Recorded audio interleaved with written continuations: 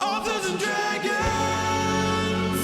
Time of magic, age of might. A band of heroes step up to the fight. Playing with powers they don't understand. Will they fuck it all up or will they save the land? Treachery, vanity, loitering and worse. They are their own worst enemies. These fuckers only know cause. Authors and Dragons!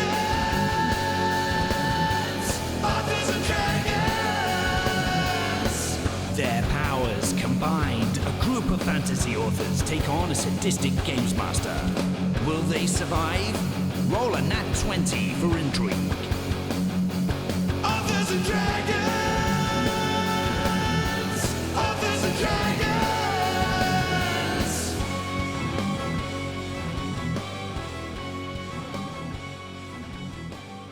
Hey everybody, I'm John Hartness, and I'll be playing the role of Fandango the Fantastical, bard of all trades and master of Where Are My Drugs?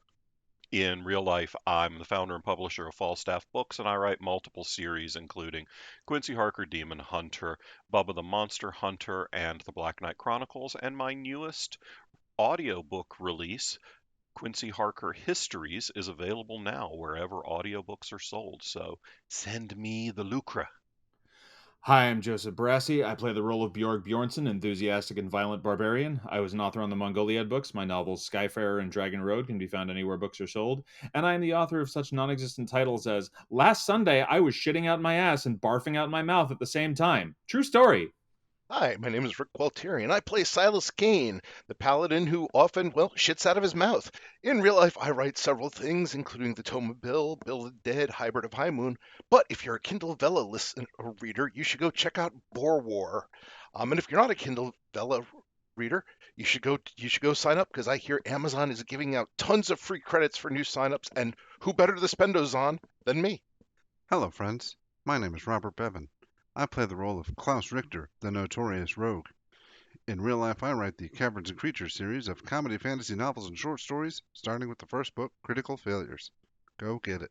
Hi there, my name is Steve Weverill, and I play Brandon Firemaster, heroic monk and attempted paladin retriever. In real life, I write such books as the Doomsayer Journeys with Falstaff Books, and other books such as Shoot the Dead. Go check them out. Hey everybody, I am Drew Hayes, the Dungeon Master of the game, the captain of this ever-sinking ship, and an author of book series such as Superpowers, Spell, Swords, and Stealth, and Fred the Vampire Count, the latest of which, Posthumous Education, is available in ebook, audio, and print. And when last we left our intrepid adventurers, they were heroically, Silas was heroically stumbling around an infinite void. Brandon was heroically throwing torches into the void. Fandango, I think, was heroically trying to figure out a way to get to the drugs. I feel like that was my general impression. Klaus was heroically on a roof with body fluids, and Bjorg had heroically gone with Gunther to find the Iron Golem, dragging a bound and somewhat beaten Bunther out of the tavern. I was fighting fires. Firefighters are heroes. I said heroically. He could hear the quotation marks, Drew. Yeah, they ain't having Klaus guest star on any new episodes of Chicago Fire, but I might watch it then. All right. Well, I believe Brandon Thighmaster is up in the initiative. As a quick refresher for anyone who is perhaps not entirely caught up on the 100+ episodes of the podcast, the golem in question was previously seen on a much earlier adventure, and in fact gave them the original directions toward Landport, because, it hated the wizard who created it and wanted them to find him so that the golem could kill the wizard. In all fairness, we kind of hate the wizard who created it, too. Most people do. He's a dick. He is a dick. Pretty openly a dick. I mean, if he was on fire and Silas was on fire next to him, Okay, no, I totally extinguished Silas because Silas would enjoy being on fire, and I would like to take that little bit of happiness from him. But anyway, you get what I'm saying. The more damning indictment would be if Klaus wouldn't pee you out. Damn. Yeah, that would be bad. You're such a dick. Even Klaus wouldn't pee on you. Even worse, if Klaus, you're such a dick, Klaus won't jizz on you. Well, we're up Does with Brandon in the initiative, so why don't we throw a perception out to see how much of any of this you're getting? Not a great deal. That's a 5. All right, you're real occupied with the situation in front of you. All that shit to the north, none of your concern. Yeah, they can handle themselves. I'm throwing things into a void. Alright, well, I've been throwing torches in. I don't really have much else to throw, but I think it'll be cool if I hang on to one end of my rope and sort of throw the other end into the void and see what happens. I just think that'd be neat. All right. You have your hot pants. I need those to conceal my modesty. My precious modesty. Cast your modesty into the void. Do not cast your modesty into the void. How are you doing this, Brandon? Explain to me the grip you're using. Really lay it out for me. I'm going to go semi-cowboy on this, Drew. Not quite tying a lasso, but just sort of holding one end of the rope, swinging the other, and whoop, letting it fly into the void. Silas is the baby cow in this analogy. Roll me a dexterity check, followed by, well, we'll see how the dex check goes. Dex coming up. Ooh, 8. Okay, what's the length of feet on this rope? 50. All right. You can have one more dex check, but basically as soon as you throw the rope and it makes contact, think like someone very hungry slurping up a strand of spaghetti, just starts whipping in there super fast. You try to grab it, but it's going too quick on the first go, but because there's 50 feet, there's still enough for you to try and snag that last bit. No, I think I see which way the wind is going here, Drew. I'm going to just let it take the rope. Alright. I assume the rope is gone wherever the torches went. Yes. I mean, that was a worthwhile scientific experiment. Hey guys, you should check this out. It's mad. The science confuses me. Oh, hey, Klaus.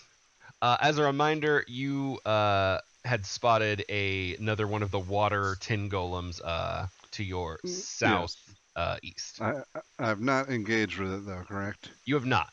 There's no damage or anything. It's just you did spot it, and it's been 2 weeks, so want to make sure you had that. But it's still sitting dormant. It doesn't know it's been spotted. So far as you know, it doesn't know. Yeah, right.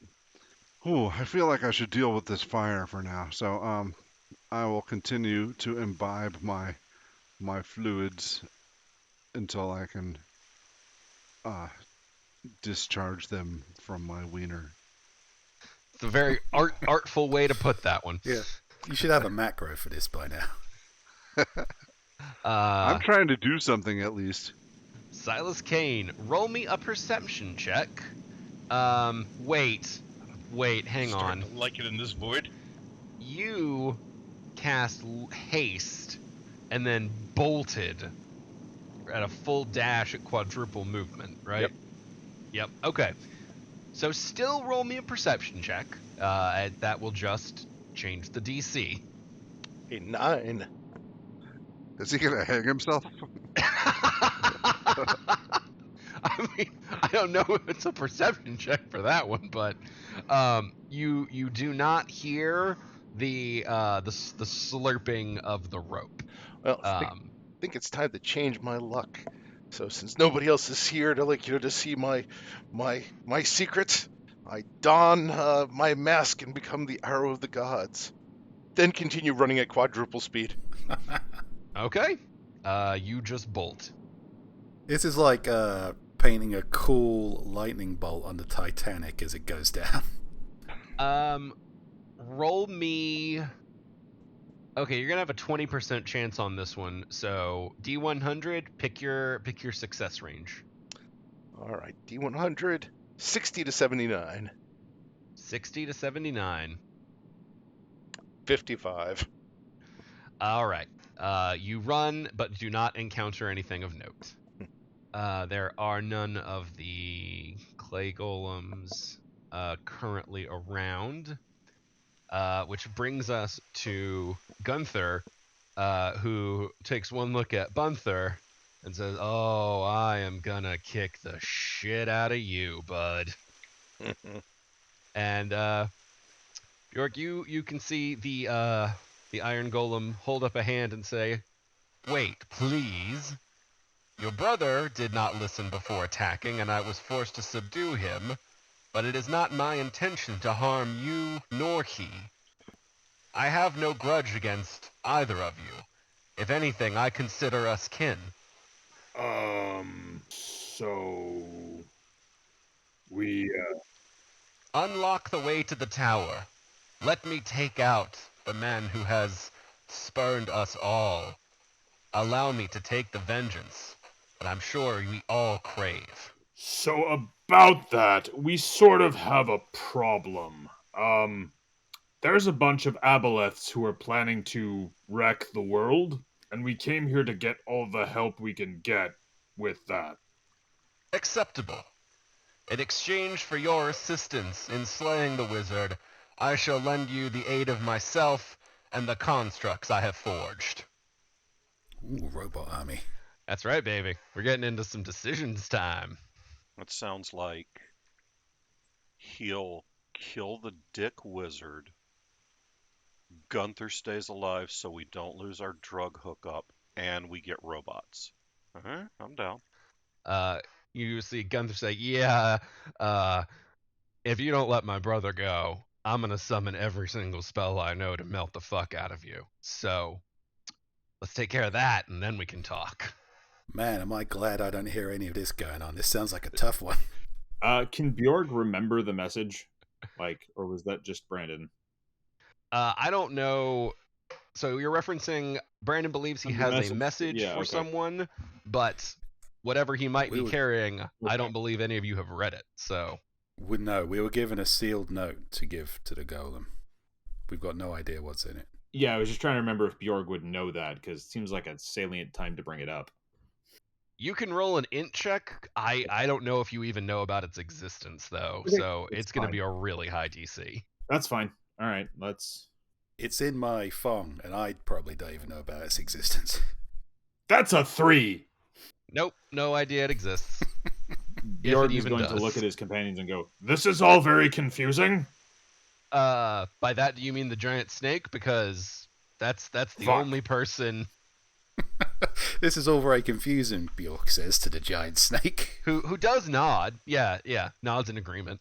So he's gonna look at the golem and go, "Can we release people first before we talk about this? It's kind of hard to have a conversation when there's a hostage involved."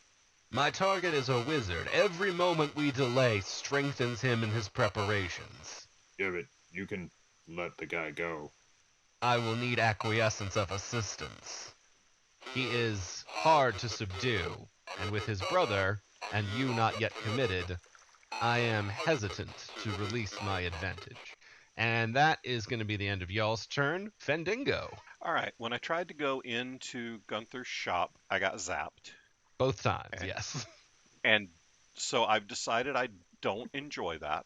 That's why it's not enough to try anything once.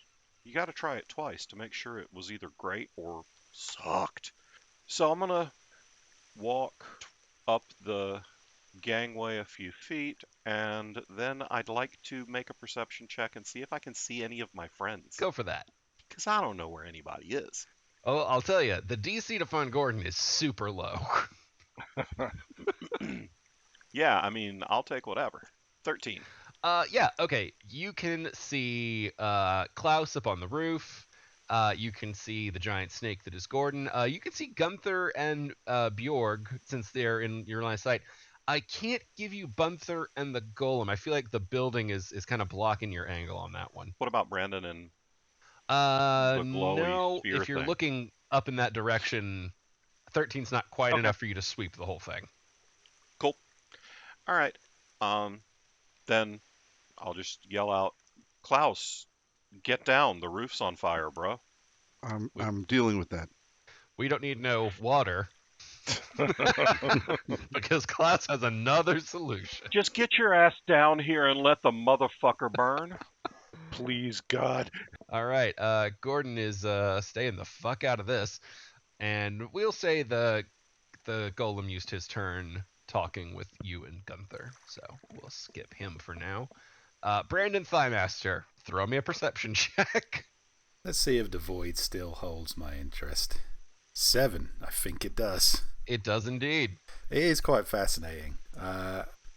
Yeah, I'm going to chuck some more. I've got plenty of torches. I don't use them. I'm going to chuck some more in. All right. Silas! Silas, are you in the void? Chuck a torch in. Yeah, basically, that's what I'm going to spend my turn doing. Klaus. All right. Assuming my bladder is not yet full, now that I have Fandingo here to back me up, I will say, "Hey, Fandingo, check this out," and I will shoot the construct in the water. All right, roll it up. All right. So same thing as before. Sharpshooter, and was I getting sneak attack because other people were engaged with it before? Yes. All right, yes, so that's when you not remembered the case it. now. Yes. Yeah, it's hanging out solo. Okay, that's fine. All right, sharpshooter, here we go. Does a 20 hit?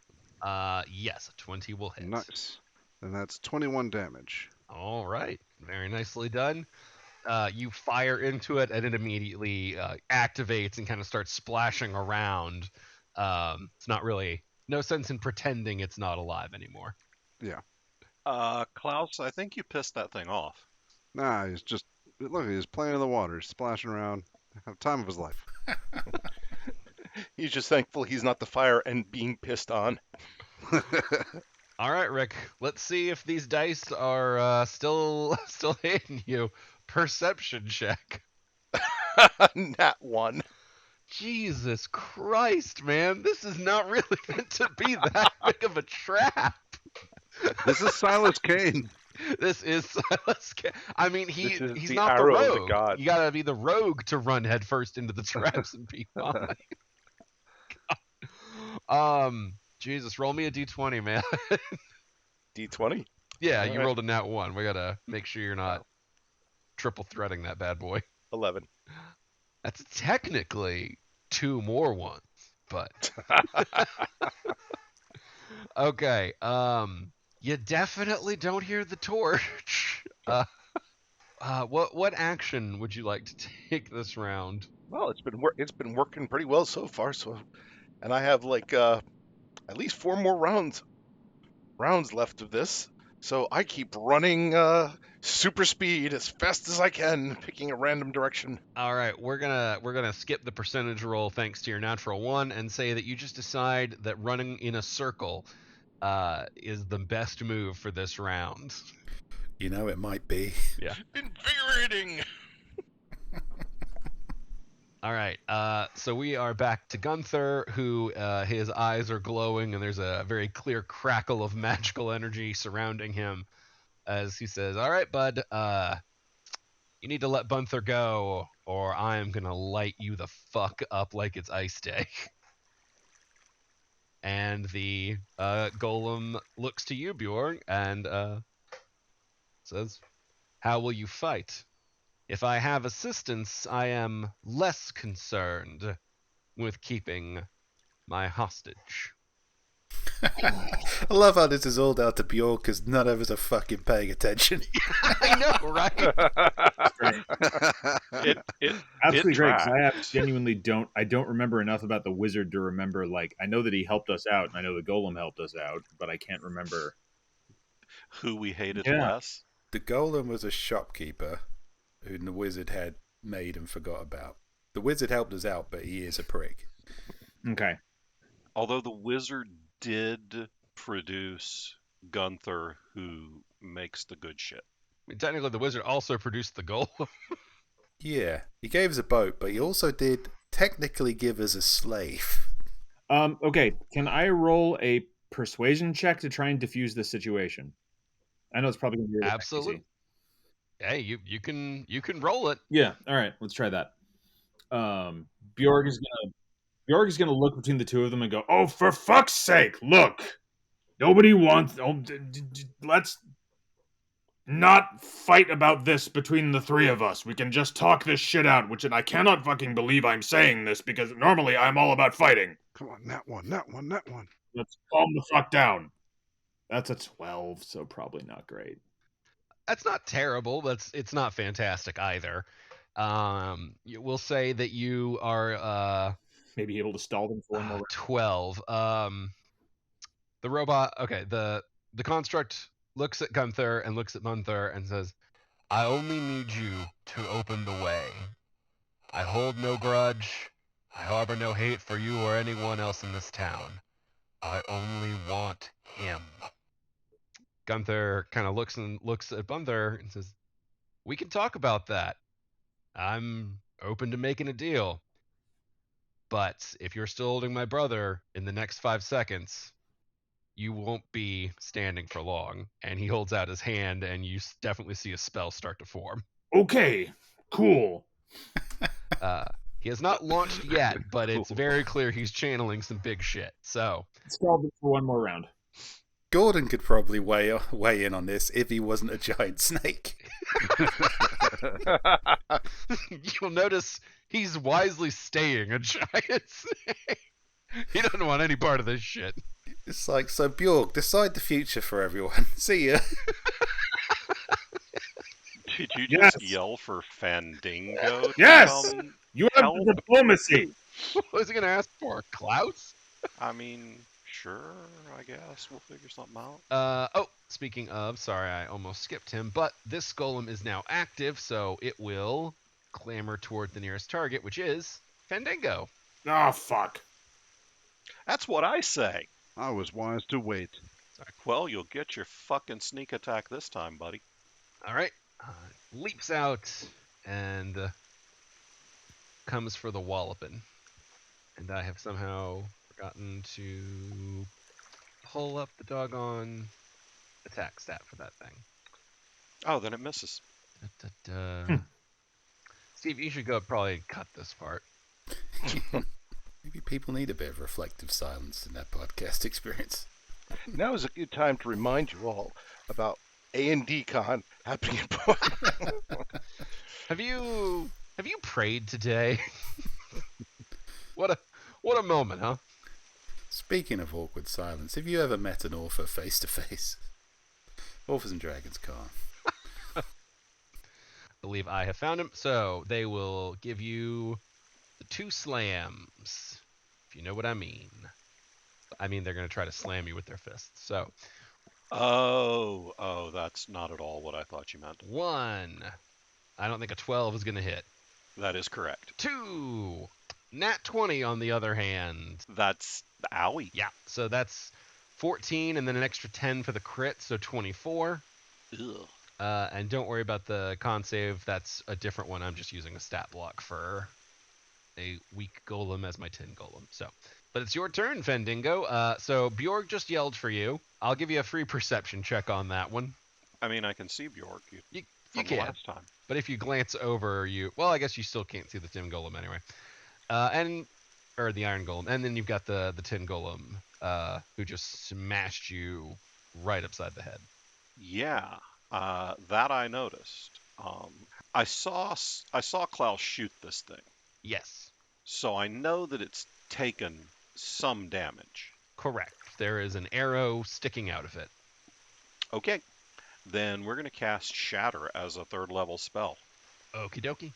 But it's going to hurt him more than it hurts me, I hope. I would really hope so. So everyone within a 10-foot radius of the golem needs to make a what flavor saving throw? A con saving throw. That's you. Against. Yeah, does that include Yeah. the golem? Yes. Okay. Yeah, that's only you and the golem. Yeah, I know. Well, sorry, what was the save? Constitution? Con save, yeah. Which I failed.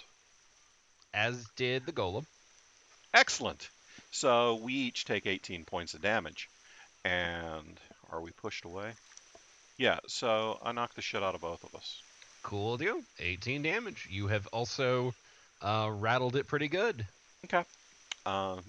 Klaus, I'm gonna need you to do some more of that shooty shit. The effective kind, not the kind that involves your dick. Yeah, maybe stop killing yourself. Gordon is not getting involved in any of this family shit. Brandon Thighmaster, throw me a perception check. Okay. Perception has been the MVP skill of just fucking y'all over in this whole encounter. Nat 20. Oh my god. Just to spite you, Drew. Yeah, I mean, the universe says we want Drew to talk shit about our perception every time we have to look for something. Brandon thinks to himself, wait a minute, fuck Silas. what am I doing? I liked that rope. So Brandon, you're hopping on your feet as a monk might do, and you accidentally leap a little too high, and you just standing jump up into the air, and get a natural 20. You get just a perfect view of the whole map and everything. You see Gunther and Bjorg. You see Bunther and the Iron Golem. You see Klaus, Fendingo, all of it. You've got the whole scene, and then you land with no movement taken out because it was just a bit of natural 20 magic. Just an aggressive idling animation there. Oh wow, well, things just got more interesting than this blank sucking void. I'm going to use my monk speed and abilities to move over. Words hurt. I don't even know that you're in there. And really, I think I've given it more than enough effort in trying to find out if you're in. I lost a lot of good torches on this. Can't throw good torches after bad. No, yeah. Silas, he might be in the void. Yeah, he may not be in the void. You've given him a lot of things to keep the light, if nothing else. Yeah. I mean, I've indicated where the void entrance is. Exit. I don't even know if that's how that works. I've done all I can. Goodbye. You can take up juggling now. I'll move over to what the more interesting thing looks like, where Bjorg and where Gunther looks like he's about to incinerate someone. Hey guys, what'd I miss? Oh, so much. I'm trying to talk these people out of killing each other. Oh, is that that's the shopkeeper golem, right? He sold us some stuff. Yes. And he wants to kill the wizard, and Gunther wants him to let Bunther go. He thinks that if he holds on to Bunther, we won't turn on him or something. It's confusing. Brandon will fish around in his shorts and go, actually, the wizard gave me this note to give to you. I was going to deliver it earlier, but I got busy being me. You know how it is. Live in the present. All right. The golem will kind of cock its head a little bit and nod. Read it. Sniff it first. Okay. Well, he did say to give it to you. I am occupied. Let us all hear the words he has intended for me. His creation that was abandoned. I'm not sure if I can, in good conscience, as a designated postman, read the mail of a recipient. I don't know if I can read the words. I don't think Bjorn can read still. I don't think illiteracy is Yeah, automatic for barbarians anymore. That's true. We've definitely not played Bjorg as illiterate for all of these true. years. But you can pretend it is if you Yeah, don't you can want. lie. There's purposeful illiteracy. I can read it. Maybe if Brandon drops it, I'm just reading the mail. Okay, well, yeah, I guess if I drop it on the floor, I am no longer the postal carrier. I guess the floor is the postal carrier.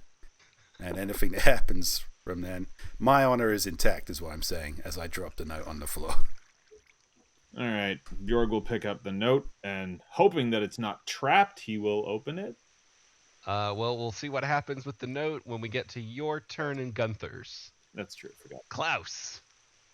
All right, no surprise here. A sharpshooter with a side of sneak attack. Excellent. Oh, shit. Does an 11 hit? 11 does not hit. Ah, well. That's my turn. Well, Sorry if I did go. I shall imbibe some more. Silas Kane, perception check. Oh, actually, no, never mind. We can skip that. Okay. There was nothing new happened this round, so there's nothing for you to hear. All right. Well then, I guess it's keep running. Just keep running in an ever widening circle. Pick a 30% span of success. 51 to 80. Roll it up. 84. God fucking damn. You continue your race through the void. I guess Silas, faced with an eternity of infinite nothingness, has decided to work on cardio. Well, faced with an eternity of infinite nothingness or returning to Klaus is pretty, obvious choice there. Charging headlong into that nothing. All right. Gunther's technically up first, but we've been playing you and he together, Bjorg. So we will let you open the note to read the wizard's words to the golem who sent you looking for him. All right. So, am I being sent a? How are we doing this? I'm gonna open. Oh yeah. Okay. I'll message it. That's actually, yeah. We'll do it like that. We never think of that. Where are you messaging? All right. I'll message it to you on Slack so we don't have to futz with all the other stuff. I got my phone. All right. Oh no! Oh, this is going to be good.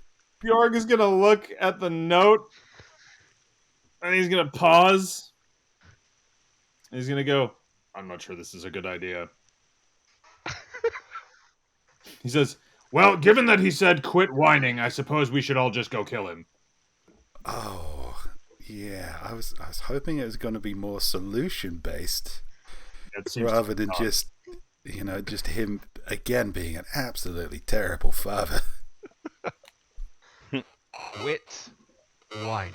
Bjorg is gonna look at Gunther and go, "Do you have any objections to killing your dad if he lets Gunther go?" I'm not sure I want to jump in that far, but I think I'd be at least open to cracking the door and making the old man answer a few questions. Gonna look at the golem. That acceptable to you? That is acceptable. And he will release the tether that is holding a bound Bunther, and Bunther, despite looking pretty bound, does a pretty athletic leap and basically jumps through the air and lands in a heap and still tied up, but over with you guys. That was impressive. Oh, hey, Bumper. Yeah, we weren't too happy about the note either. Thought that was going to be maybe a little bit more deep, like reveal a sensitive side we heretofore had not seen. Bit disappointed. And you, will you stand in the way and seek the wizard's aid, or will you accept my bargain? Somebody tell me what's the bargain? Oh, he's offered to give us the help of himself and all of those all of his constructs against the Aboleth if we let him take a crack at the wizard.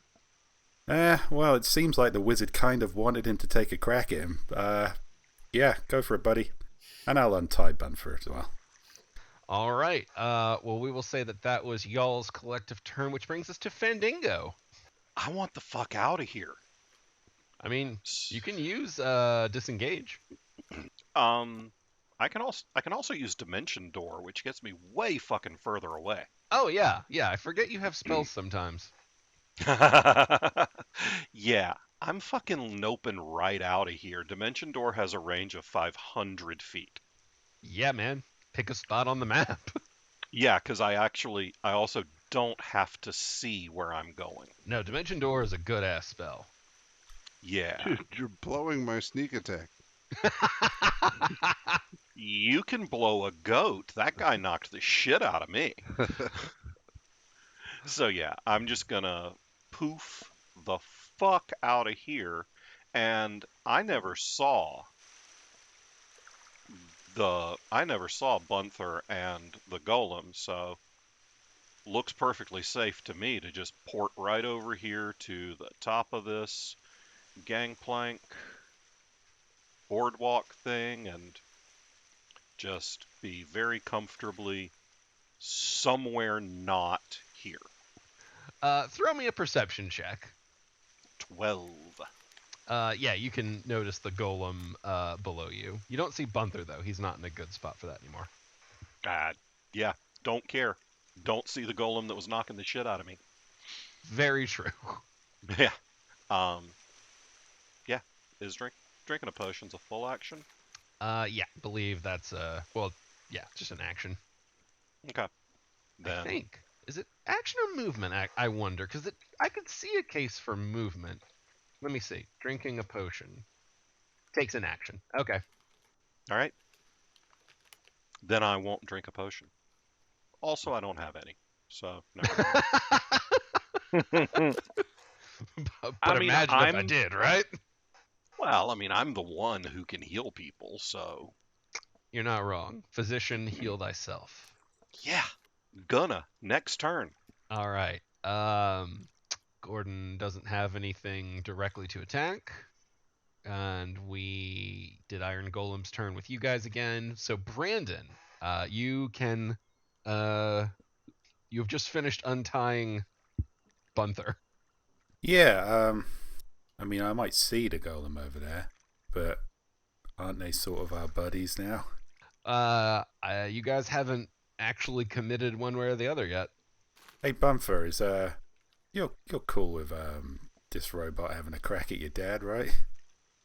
I mean, he did try to send me like halfway across the globe with a note that basically said "fuck you." At last, Bunther pulls the thing off of his face and says, "Yeah, that sounds like Dad." Sounds like I should at least get a couple of rounds. I don't know. I mean, it just seems to me like maybe this is what he wanted. If I'd sent a note halfway around the world just to make someone feel bad.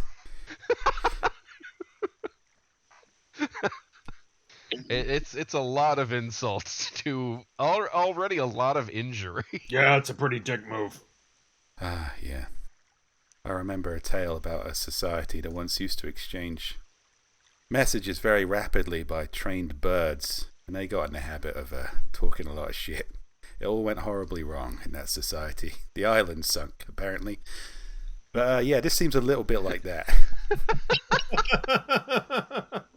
Don't think that's a causal relationship, but you go ahead, bud. I thought you were talking about Game of Thrones. For a second, I thought it was a really esoteric Twitter joke. It was an esoteric Twitter joke. It just wasn't very good. Yeah, the moral being, don't send really mean messages to people who are upset. Or, if they do, and you do it through the security of thinking you'll never have to deal with the consequences of that, don't be surprised when they show up at your magic castle and try to murder you. But there's got to be some kind of moral message to all of this. I don't give a fuck. Like, do what you like. Chat shit, get banged.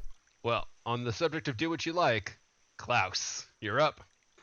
As usual, I will single-handedly save the day. I won't have my sneak attack, but I shall put another arrow in the tin golem. Oh yeah, I suppose somebody should have relayed all this to Klaus. Sharpshooter. Does a 15 hit? 15 does hit. Oh, okay. 20 damage. All right. It is still standing, but you have once more buried a arrow twixt its nethers, or whatever Nice. a golem's nether equivalent is. Well, now it looks like a dick. I'll be really disappointed if the golem says, yeah, you can have the golem army I made, except you killed most of it. This is our last remaining golem soldier. Don't worry, as long as we have at least one, they can reproduce. Silas Kane.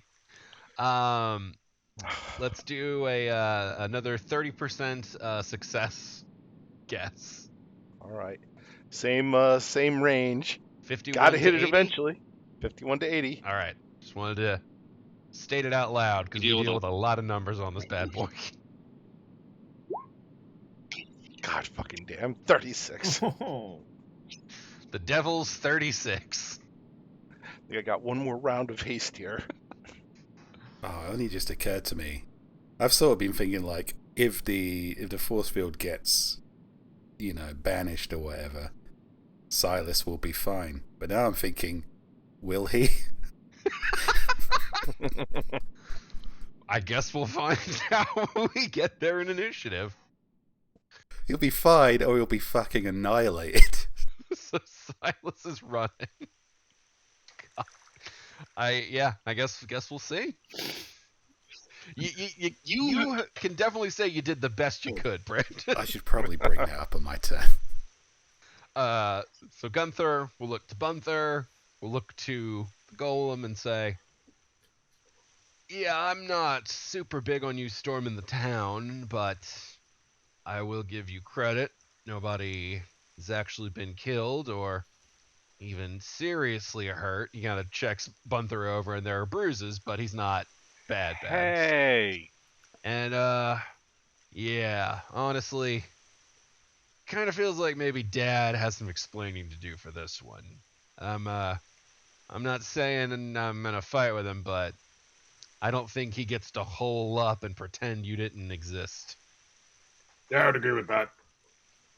And the Golem looks and says, "That is the kindest thing anyone has ever said to me." proving that we're not the only Karens to shop at his store. He was made by an asshole wizard and then had to work as a shopkeeper for adventurers. This Golem has not had a great life. Bjorg, anything you would like to do or contribute or otherwise alter in the situation? Maybe making a stance one way or another? Yeah, Bjorg is going to say, well, I say we go to the tower, give the man one chance to explain himself, because, and he looks at the golem and he's like, as angry as you are, I think that you deserve to get some words from him first. And then, well, we'll see what he fucking says. Klaus! We're going to the tower! Oh yeah, speaking of tower, I'm not sure, but my friend might be in your magical force field. Does that complicate things? I say friend, he's a guy. Gunther's gonna look at Bunther. Bunther shakes his head like, I don't fucking know. Gunther goes, it'll probably be fine. Yeah, I mean, that's generally my attitude. Okay. And, but before we advance, the Golem looks to you, Bjork, since you're apparently speaking. To be clear, do you stand with me or against me, should the wizard bring violence? Oh, I'm not letting him kill you. Excellent. My army shall be with yours. And he raises his hand and snaps. And Klaus, across the way, you see this golem instantly just leap into the water and vanish. Oh, shit. Coward. Klaus, come on, we're going to the tower. Well, I'm trying to save the world. I know, so are we. That's why we're going to go figure out what the fuck this wizard did to his kid and then, deal with him. All right, is my bladder full yet? No, man. These rounds happen in the course of like 6 seconds. All right, well, I will continue drinking as I join my companions. All right. Well, Fandango, you're actually up next in initiative. Oh, it's still an initiative. Okay. Yeah, we're in initiative. We're about to do a soft break, but we got to track roundage for Silas's sake. So I'm going to cast Cure Wounds on myself. Okay. Max level, sixth as a 6th level spell. Nice. So I'll get back 30 hit points. Okie doke. Very which well covers most of the damage I did to myself trying to run into the store, and most of the damage that I did to myself casting Shatter. And then I'll start walking back to where I know that my friends are. All right. Because I did see them. With the exception of Silas, is anyone going to do anything aside from commute to the tower over the next few rounds? No, I'm good. Yeah. Okay. Let's go ahead. I'm gonna I'm going to cast Cure Wounds at least once more. but Okay, you not- guys have 2 rounds to fill outside with actions outside of movement. I'm just gonna move everybody's character down there for speed of game. And Silas, we're gonna play out 2 rounds for you. So give me another 30% success rate. 50 to fucking 79. 50 to 79. Oh, wait, that was the 20 setter. 50! 50! You found the rope and torches again. Free rope! I gather up the torches and the rope, realizing that my luck has finally changed. All right.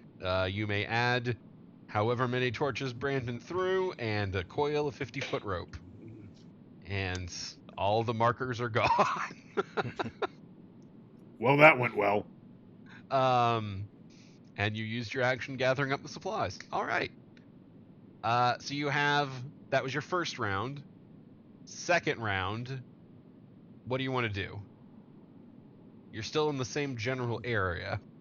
I was hoping like the shape of the rope would give him some indication of which way to go. But no, you've just gathered that up. Well, he hasn't tried to feel around for anything. He arrived, and then he gathered the shit. And Oh dear. I would have done the same thing. Free rope! You find free shit on the ground, you take it. We basically have godlike powers by now. We're still like, fuck, free rope and some sticks. I love being an adventurer. I'd be a terrible homicide detective. A gift from Torag. It's like, you're stuck in the void. I could have given you food, but I gave you rope to hang yourself. Oh shit. And Silas is happy to have it. Now all I need is a stool and maybe a branch. that's what the torches are for. I guess I will pick a direction and just start walking now that my haste is, I think, over. Okay. So not like feeling around, just a straight walk. I'm in a void. Why would I feel around? Fair enough. I guess 10% success chance. Pick your range. 21 to 30. 57. Now I'm getting all the fucking 50s.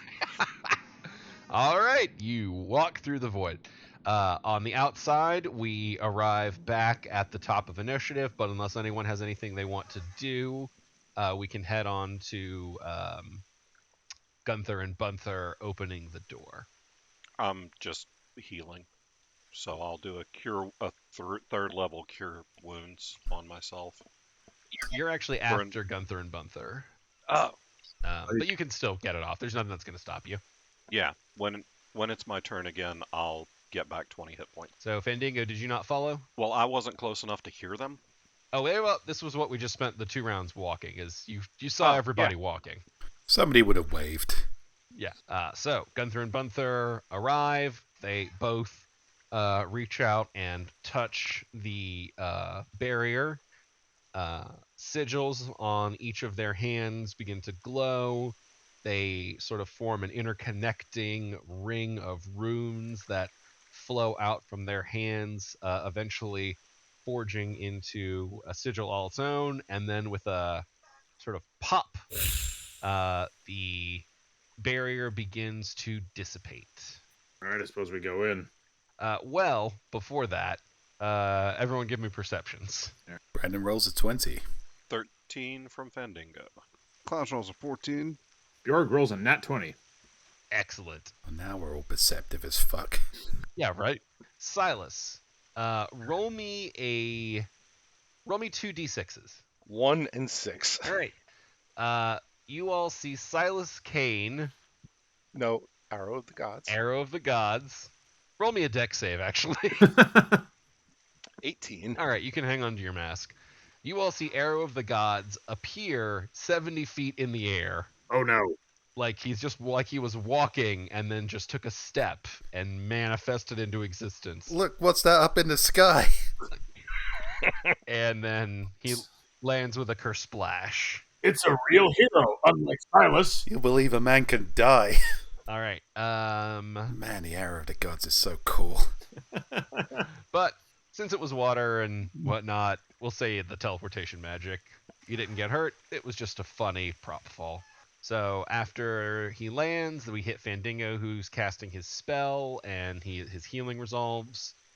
And we actually get back to the golem, who will nod and step forth into the tower. And Brandon, before you can move to join him, you hear a familiar voice reach out telepathically.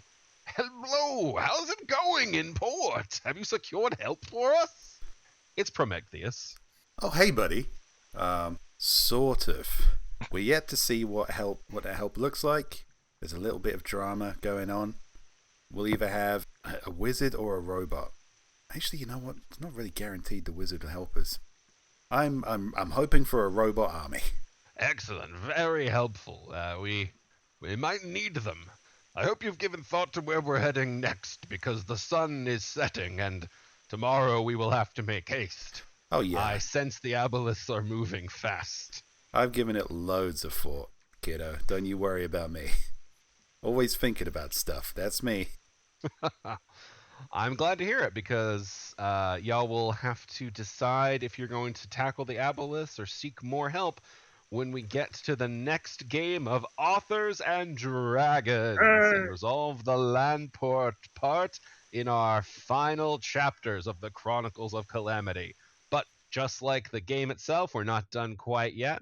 As you know, we've been carefully cultivating your questions as we've been playing through the night, and now is the time when we unleash our answers upon you. That was a weird way to say that, but sometimes the vamping goes better than others. Anyway, Rick, what do we got from the Discord, bud? Well, our friend Sharif asks, what level of fame or celebrity would you consider as ideal? Assume either way that you've made whatever money you're going to make. I think the ideal thing is well known enough that people who know about you, like at cons, you might be recognized by people who are into your work and stuff, but you're not going to be recognized on the street by any random person, because then you have no privacy. Yeah, very similar to Joe. The way I put it is, I want to be a household name, but I don't want to be a household face. Yeah, very much. I think I'd like to be in a position where the work sort of is more famous than I am. Like, you could say, hey, I'm the guy who worked on this. Who wants to make a video game with me? Or who wants to make a comic with me? And they go, oh yeah, I like that shit. I'll work on that. I don't know. I've always been more a fan of the product being the famous thing. I like that. I want to be able to cripple someone with a tweet. Is that just a mission power mission you accomplished, motherfucker? We've seen you on social media. Sufficient level of celebrity that I can destroy people at a whim. Yes. I don't know. I would probably grow to hate it, but just once, just to be able to unleash my inner asshole and, get in somebody's face and be like, do you know who I am? And have them be like, well, yeah, actually I do. I was a big fan, but now I'm not. If you're asking that and they do know who you are, they clearly don't care enough to alter their behavior. Yeah. Part of me would like to be famous to the degree that people just randomly give you really cool shit. Like Wizards of the Coast sends Brandon Sanderson magic cards. I could hang with that. I'll take free rope. So will Silas. Well, yeah, it's like you always read about people going to like the Oscars. Yeah, but mostly I'm like the rest of the guys. I'd like to be writer famous, where I get most of my shit paid for when I go to conventions, but I don't want people to be like hounding me at the post office and shit.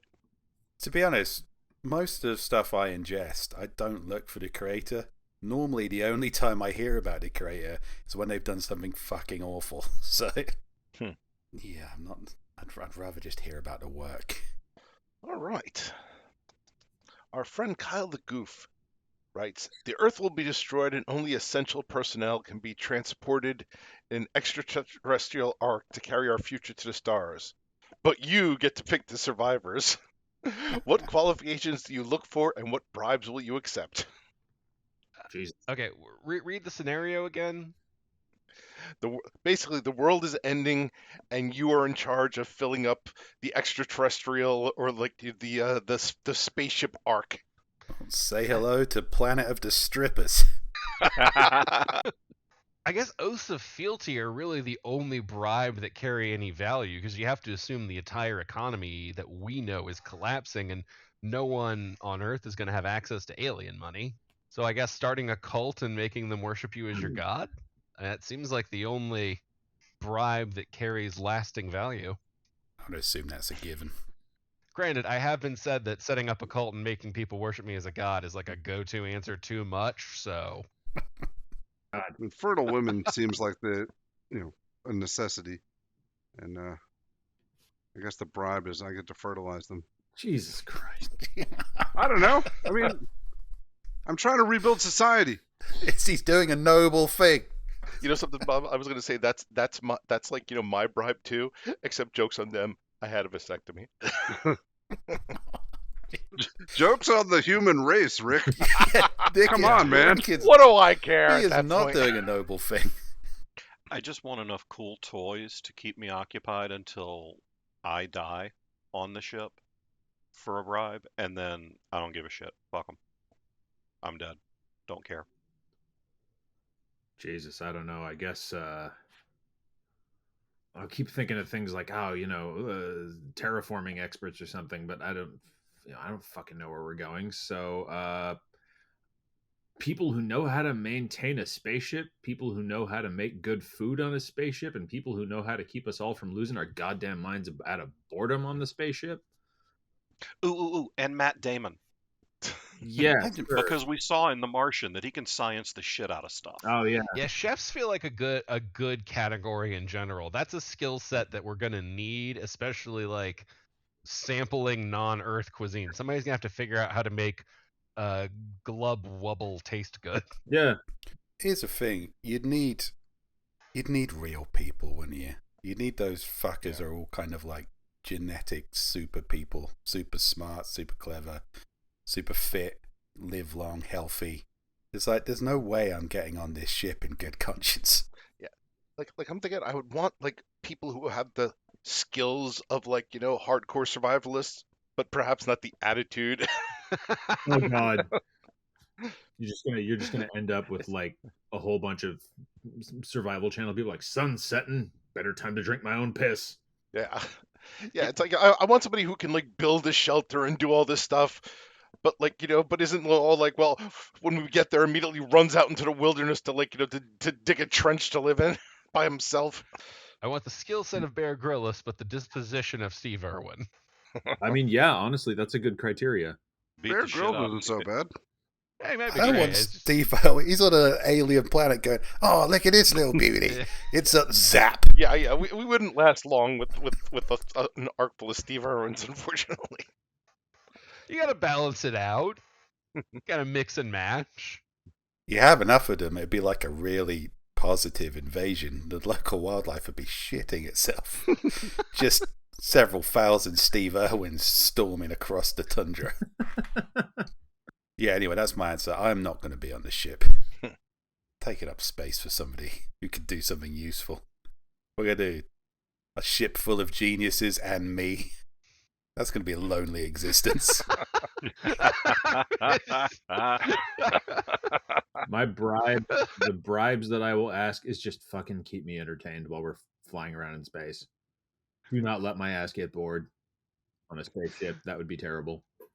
And now I'm picturing Joe as like a medieval king with everybody wearing jester caps and a sword at his side. Make me laugh, funny man. We are not amused. My entertainment grows slack and my sword grows thirsty. Yeah, totally. All right, what's our next Discord question? All right, why don't we pick a serious one? Evil Slaug writes, with new games on the horizon, do you think you will stay with 5e or you can look at other systems like Pathfinder 2 or something else? So we had to talk about systems in general when we were, you know, dealing with the OGL stuff, as well as looking at how we wanted to structure games going forward with our more contained seasons and stuff.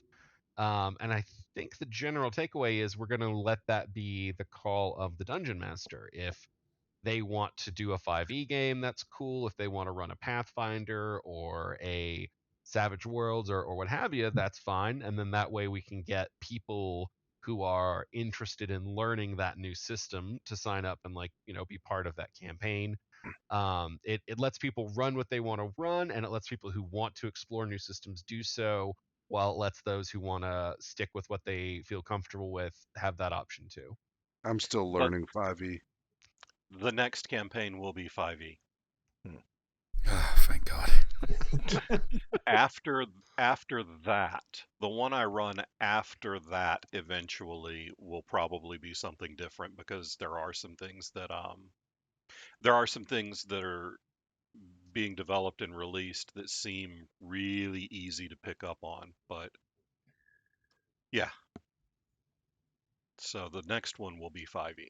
Yeah, and that's part of the advantage of kind of mixing in the cats the way we're looking at it, is that gives us a little bit more room for the people who have that hunger for new systems to glomp on versus those who like the 5e. I like 5e. I'm pretty strong in that camp right now, but um, I think, you know, that will give us a lot more versatility and allow us to really pick the campaigns we're most passionate about. All right, next one. Uh, our friend Lamplighter asks, do you have any strange but reasonable phobias? For example, I must check multiple times to make sure my eye drops aren't actually super glue before each use. I That's don't quite know that reasonable. qualifies as reasonable. I don't know. I once put shaving cream in my armpit. Got up very early. Thought I'm going to put some deodorant on. Armpit full of shaving cream. So that's reasonable. I think you should double check anything you're going to put on your body. I wonder why you've got your eye drops next to your super glue. But I'm a bachelor, John. I basically put anything wherever I like. All right, so I had a roommate once who almost burned down the apartment because he came home drunk and decided to cook food and then passed out. So ever since then, and sometimes it gets a little unreasonable. My phobia is I have to double check that the oven is, like, and the stove is off. But it extends beyond that to I need to be the last person, because deep in my mind I have this weird idea that, like, my family's gonna go in there and just turn on the gas for no reason other than fuck you. Oh, go ahead. No, you go for it. I don't know if it's weird because apparently a lot of people have this. I cannot have my back to the woods at night for more than a few seconds. Like if I'm in a boundary area between like a green, so like my house is right next to a green belt. So there's like my property is partially wetlands buffer. So basically there's like a chunk of really dark forest, and the barrels for our trash and recycling and yard waste are along the side of the house that borders that woods. So anytime I go out to take the trash out at night, I have to book it back in the house because I cannot stand to have my back to that dark woods. A bunch of Sasquatches in there going, one day, man, one day.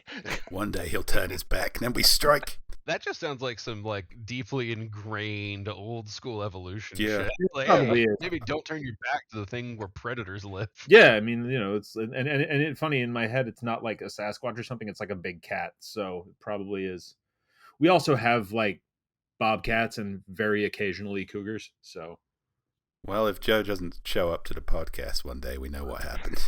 I mean, similarly, I know I'm unreasonable about it, but my phobia is the ocean / open water in general, which is, yeah, I probably am a little more scared than I need to be, but at the same time, no, go fuck you. There are monsters in the ocean. That's not speculation. That's goddamn truth. We have pictures of them.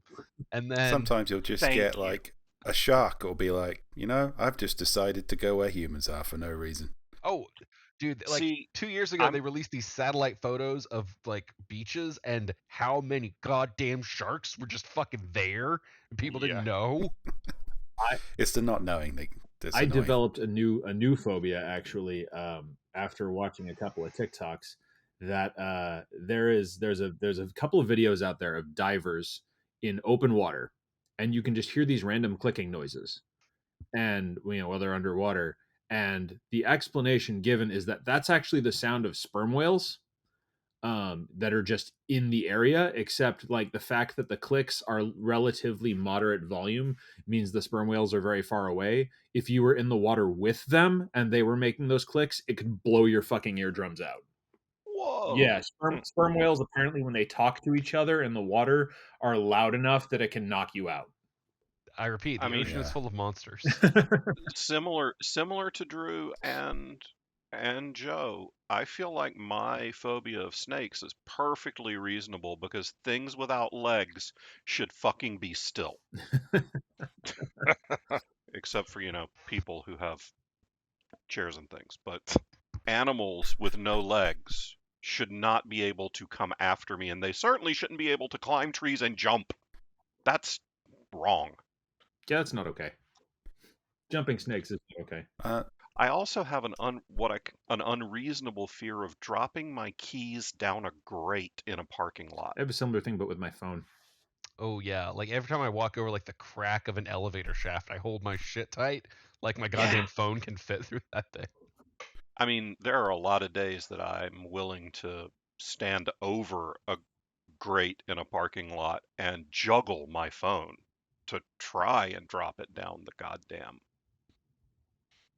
sewer. But I have a persistent one. I think I've mentioned this before, but if I'm walking around in a bathroom and the floor's wet, I always just look at the sink and think, what have I felt exactly that I just smashed my teeth on the lip of the sink? Oh, it's the Final Destination. Just landed teeth first. I have a similar one about falling down like concrete stairs. Can confirm that at our age, falling down is a bad idea. Just pointing that out. Also, Bob should have that same fear of escalators. Nope, all I've got is heights and cockroaches. He conquered his fear of escalators. Pretty sure the escalator conquered his fear of it. Just conquered him. Whatever, he walked away. Yeah. But the escalator's still there, so who really won? Well, Bevan's still Yeah. there. That's It's true. a rematch, motherfuckers. Bethan has to kill an escalator. All right. Our friend Zach of All Trades says, every now and then this Discord talks about winning the lottery and founding an Authors and Dragons compound, lived and staffed by the members of the Discord. If such a thing would occur, would you consider moving there? There would be free rent, pervasive Wi-Fi, and all the alpacas you could pet. Well, I always suspected I'd die in a Wicker Man, so yeah.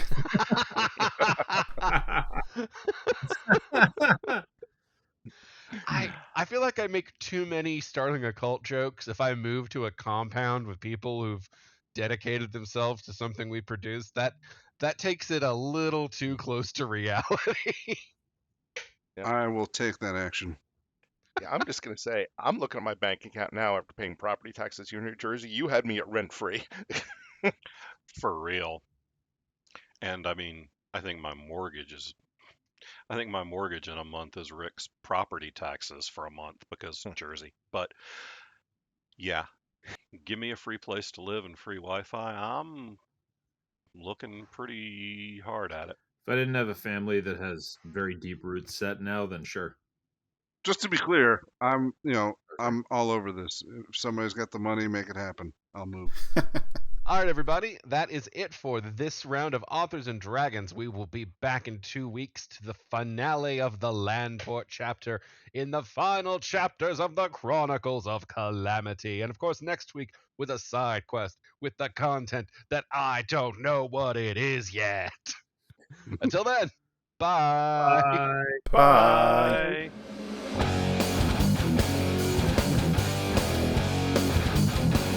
Authors and Dragons is brought to you under a Creative Commons license, meaning you are free to share this material so long as credit is given to those who created it, which is us, the people you just heard play the game. Opening and closing themes performed by the Gore Core 4. Authors and Dragons!